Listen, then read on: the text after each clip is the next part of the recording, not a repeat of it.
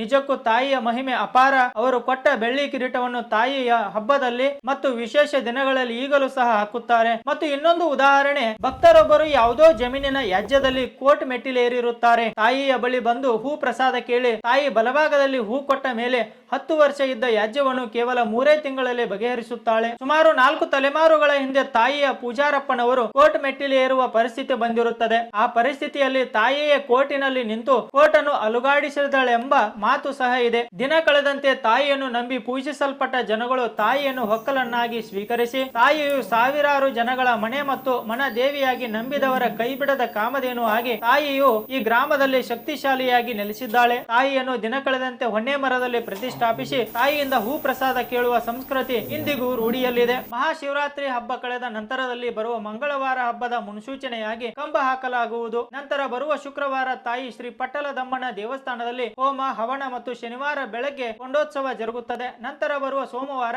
ಸಂಜೆ ಬಸವೇಶ್ವರ ಸ್ವಾಮಿ ಕೊಂಡ ಬಂಡಿ ಉತ್ಸವ ಮತ್ತು ಮಂಗಳವಾರ ಬೆಳಗ್ಗೆ ಬಸವೇಶ್ವರ ಸ್ವಾಮಿ ಕೊಂಡೋತ್ಸವ ಮತ್ತು ಕಂಚಿನ ಮಾರಮ್ಮನವರ ಉತ್ಸವ ಜರುಗುತ್ತದೆ. ಮಂಗಳವಾರ ಸಂಜೆ ಕಂಚಿನ ಮಾರಮ್ಮನವರಿಗೆ ಹೋಮ ಹವನ ಮತ್ತು ತಂಬಿಟ್ಟಿನ ಆರತಿ ಮತ್ತು ಬುಧವಾರ ಸಂಜೆ ಕಂಚಿನ ಮಾರಮ್ಮನವರಿಗೆ ಕೊಂಡ ಬಂಡಿ ಉತ್ಸವ, ಮಧ್ಯರಾತ್ರಿ ಕಂಚಿನ ಮಾರಮ್ಮನವರಿಗೆ ಬಾಯಿ ಬೀಗ ಉತ್ಸವ, ಕಂಚಿನ ಮಾರಮ್ಮನವರ ಕೊಂಡೋತ್ಸವ ಅದ್ದೂರಿಯಾಗಿ ಜರುಗುತ್ತದೆ. ರಾಧೆ ರಾಧೆ.